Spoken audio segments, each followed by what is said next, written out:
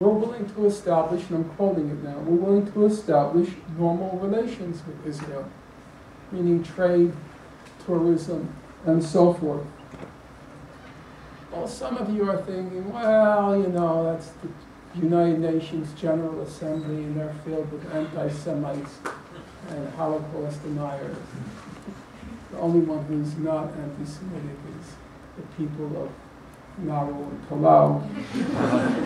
So let's then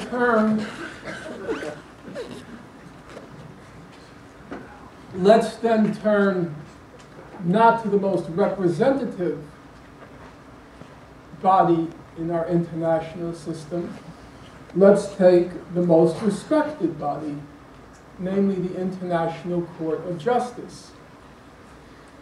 And in 2002, Israel started building a wall in the occupied West Bank. The case of the legality of the wall was brought before the International Court of Justice.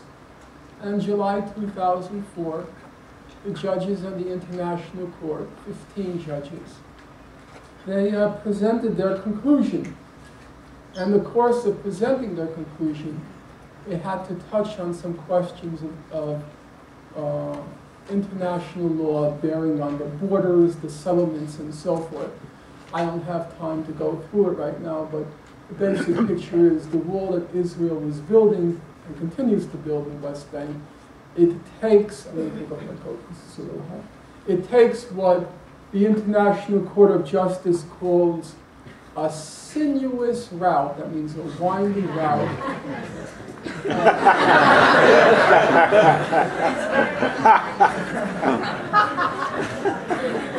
Sometimes the best jokes are unintentional. It takes a sinuous route, which the court said goes all around the major settlements.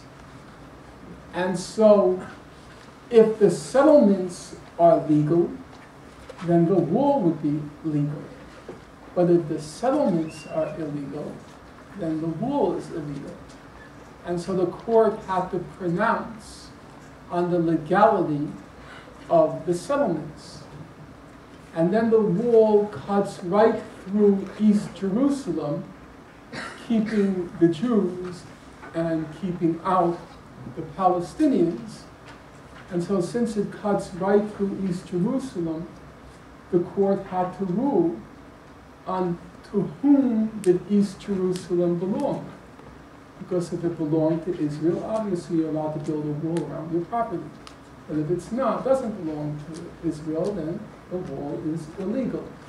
And so the court had to pronounce or render a legal judgment on many questions bearing on the fundamentals of the Israel-Palestine conflict.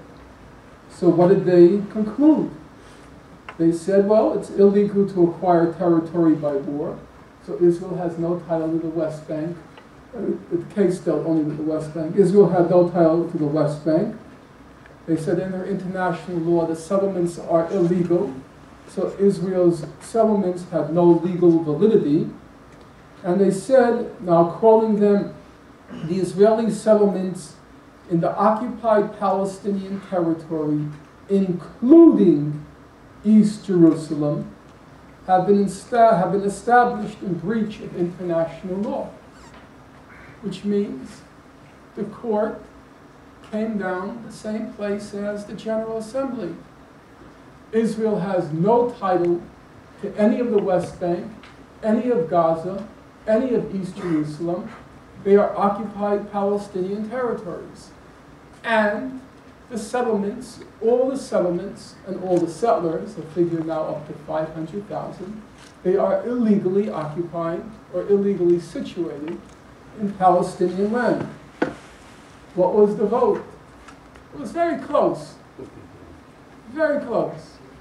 It was on these questions, the vote was 15-0 on these questions. Everybody agreed. Everybody agreed. Israel has no title to any of the West Bank, East Jerusalem.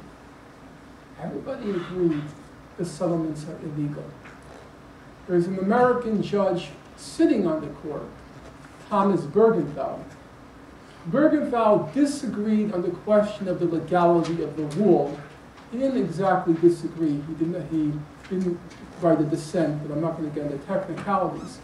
But even the American judge, Thomas Bergenthal, who, by the way, is an authentic Holocaust survivor, Mr. Bergenthal said, on the question of the settlements, he said, and now I'm quoting him, paragraph 6 of Article 49 of the Fourth Geneva Convention does not admit for exceptions on grounds of military or security exigencies.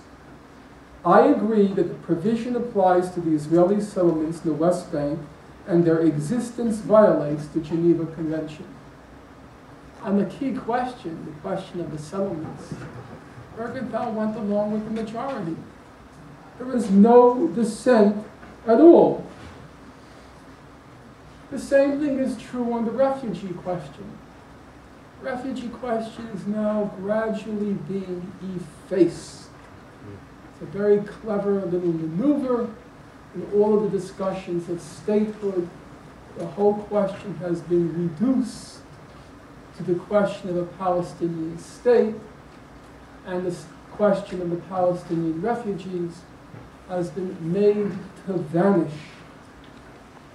But if you look at the documentary record, as I already said, the entire international community voting in the General Assembly said there has to be a just resolution of the refugee question.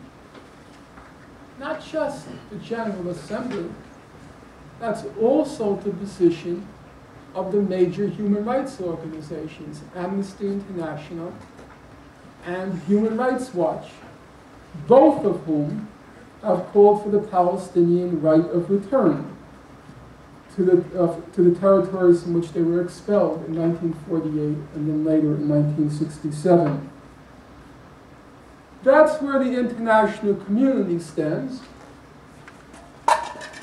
There's no serious dispute that the so-called Palestinian Authority has supported the international consensus. There is some dispute about where Hamas, the main political challenger to the Palestinian Authority, stands. I don't have the time to go through the record. I'll just quickly quote the head of Hamas's Politburo. In March 2008, he said, most Palestinian forces, including Hamas, accept a state on the 1967 borders.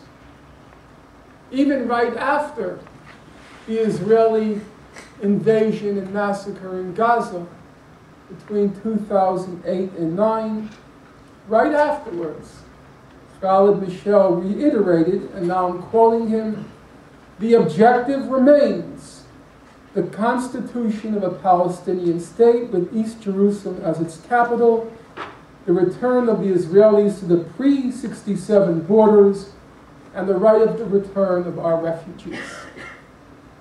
That's the international consensus. That's the UN position. That's the position of the International Court of Justice. That's the position of the human rights organizations. Now, it can't be overemphasized, especially since people tend to be very skeptical about how important this consensus, this legal consensus is. Many years ago, the Palestinian American writer and activist Edward Said